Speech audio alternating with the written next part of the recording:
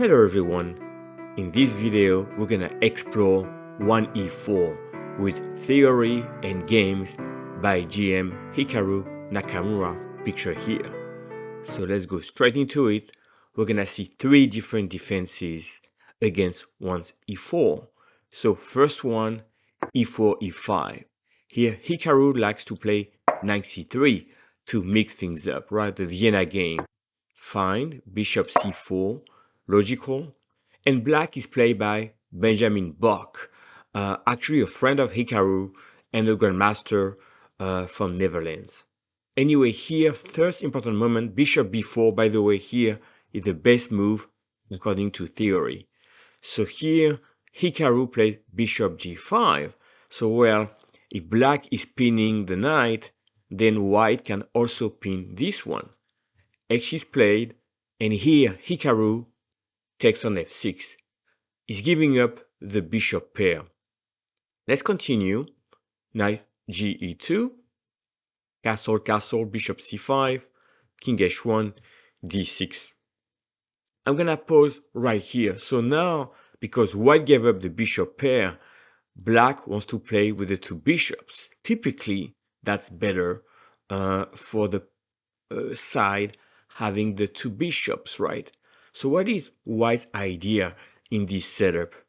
Right now, f4. Now we can see that white is threatening to take. We have pressure on the f file.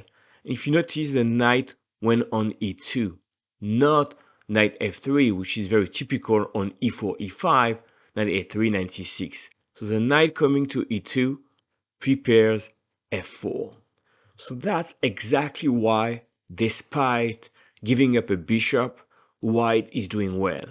And here, first mistake, bishop e6. Here the best move is queen d8, but in this case you could play a3 or even f5 on the king side, and white is better according to Stockfish. At any rate, bishop e6 played, and now let's see how Hikaru takes the advantage on move 11. Knight d5, now he's picking up back the bishop, but you can see that the rook on f1 is targeting the queen. The queen has to move, c3 played, and now d4. And we can see that that bishop here is not playing a huge role in the game.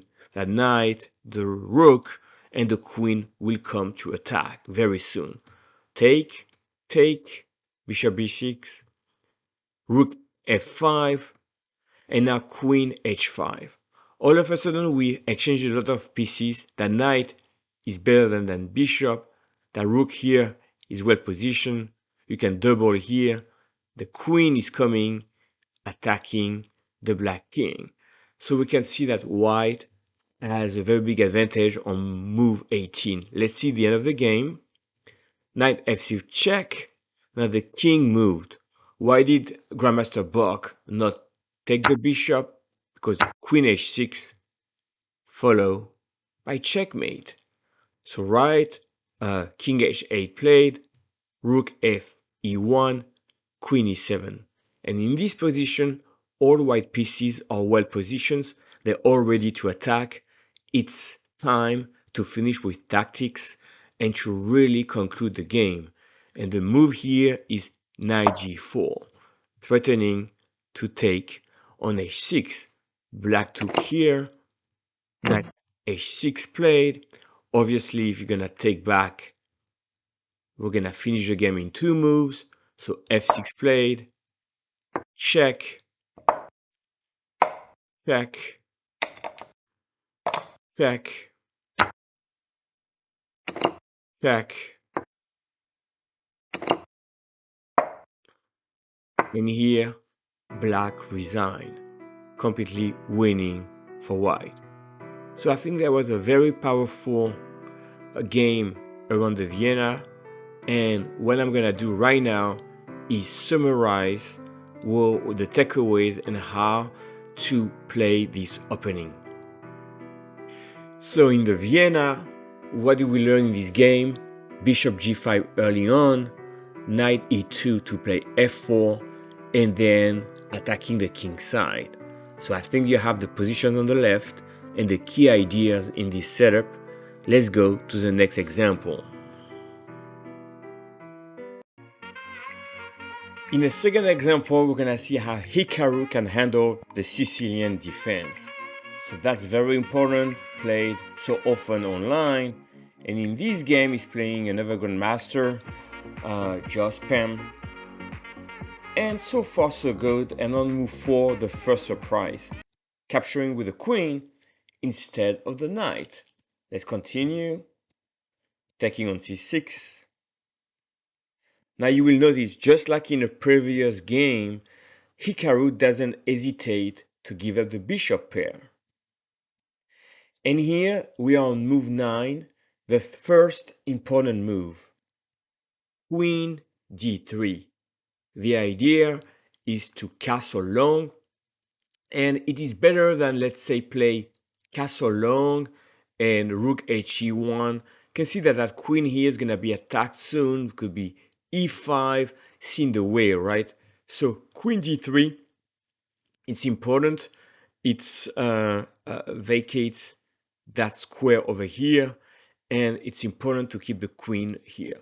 Bishop e7 played, logical. Knight d4, not casting right away, but first attacking c6. Second, just like in the previous game, f4 will be available, and that's a very powerful pawn break against black castling. Long castle.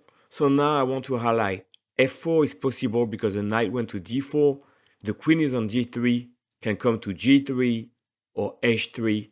Your king here is safe. So that's your ideal setup, move 11 in a Sicilian defense. Now, Jospam is a grandmaster ranked 3,000 rating points on chess.com. So clearly a very strong player. And here he's gonna lose fairly quickly against Hikaru. f4, starting the attack. Now h6. Now for the theory, some people say, well, what happened? My opponent played a6, so we just tuck the king, b5. Now you push e5, and here you would trade a bunch of pieces, and you win a pawn, and you win the d5 pawn, and you are better with white. Now in the game, a6 wasn't played, but h6 was played. And here I was thinking the bishop could retreat, to h4, or we could also take on f6 and try e5. But Hikaru on move 13 play h4. Now in the game, rook e8 played, but what's happening if you take here? Now you take, let's say the knight moves, queen h3, and now you have the idea, queen h8, checkmate. So once again, the queen on d3 allowed knight d4 and f4, that will be f4, but also queen h3 attacking here. So it's all logical, and of course the grandmaster with black saw that you can definitely not take here. It's too dangerous because it's winning right away. So rook e8, king b1, always important to secure the king before attacking. Queen a5, rook h e1. And in this position, black took the bishop because the rook went to e1. That's still a mistake, and Hikaru won quickly. Now instead of taking, maybe e5 was possible, but knight f5 is good. Or maybe here black has to do a6 and on something like queen f3, maybe play like that and try to be in the game, even though here I do like g4, attacking. Obviously you're gonna have a strong attack if black takes the bishop here. Anyway, at any rate, black had enough, so let me take here. Alright, what's the follow-up? So Hikaru is down a piece, but it's pretty, it's not panicking. g3, just defense f4. Bishop d7 played, rook h1. Now we can see that the queen may come. We can have some action on the h file. g6 played, queen f3, and here black had to counterattack. Black had to play take, take,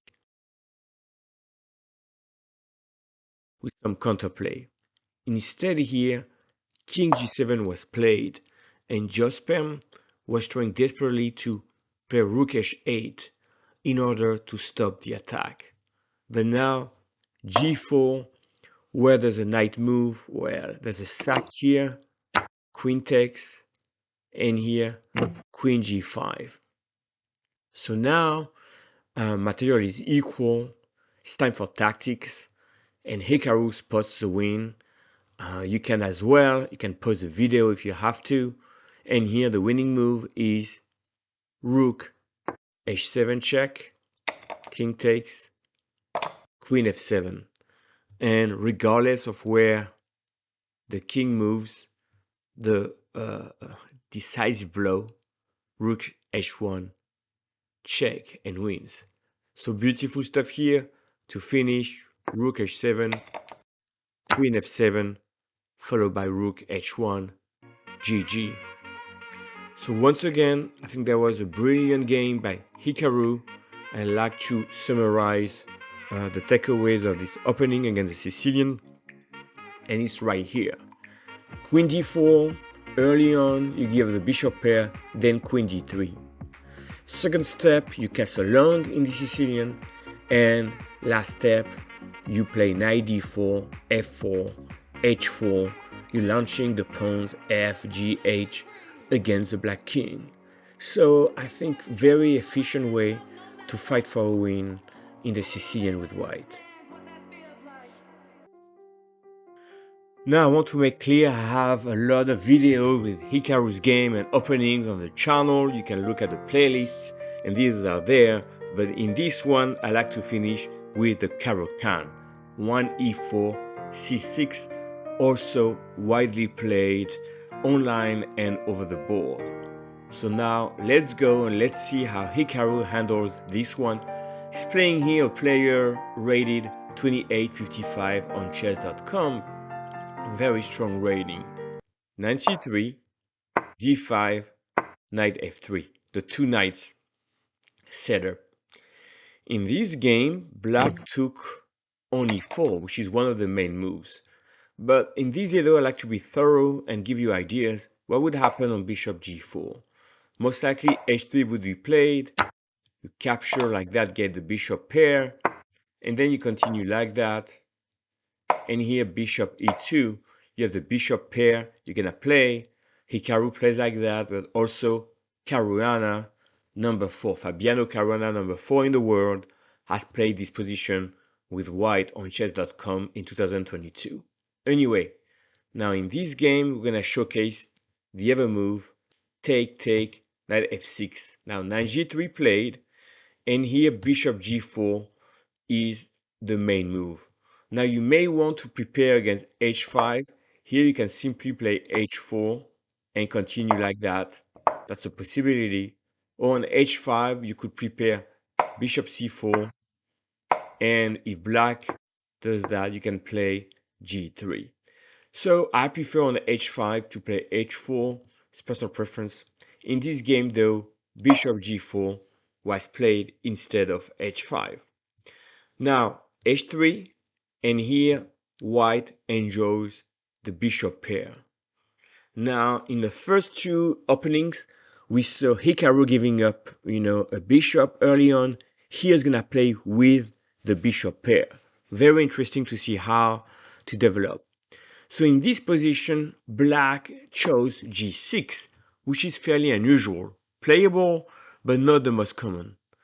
Most Caro-Kann players play e6 and they like to develop their bishop to d6 and the queen to c7. That's what I would expect with white. Now let's see what would be the moves here for white in this opening. You play rook e1, castle, and now you would go like that. You're throwing checkmate, and here you do queen h4, followed by bishop g5, c3, you're targeting h7 and the king, and because of the bishop pair, you are better with white here. I like white better. At any rate, in this position, e6 wasn't played, but g6 was tried, which is interesting as well. Now let's continue. And here, a5 were the moves I was thinking could be played, but black struck in the center. Now the position is open, but Hikaru is going to show how you play when you enjoy the bishop pair this time around. So it's not straight winning, setting up traps, but he's actually tucking the queen and then developing all his pieces. Rook g1, and he's hoping that the bishops will be stronger than the knights. Now here black doesn't want to trade more pieces and went h5 with the idea h4. In this position, bishop g5. Not only you stop h4, but you put some pressure on the position and you have a pin here. Because of the pin on bishop g5, black says, let me just exchange now a pair of rooks, no more rooks on the board, and play queen d7. Now, Hikaru doesn't want to play the endgame, one move 22, and he does queen e2. Queen e2 attacks the knight and continues with the queen on the board. So I'm sure here that was a blitz game. Black went very quickly and said, well, let me just move the knight. Knight c6 played, and now black is lost. Now the right move here, not easy to find, was knight h7, protecting the knight by the bishop. Then you attack the bishop and the game goes on. Now the bishop will retreat. Maybe you could play bishop f4 or bishop e3 and the game goes on. But black says, let me just move the knight, and now it's tactic time again. Tactics, Hikaru spots that from far away, and here he can win the game. Please feel free to pause the video. We're switching from opening to tactics in the Caro-Kann, but still highly instructive in my opinion.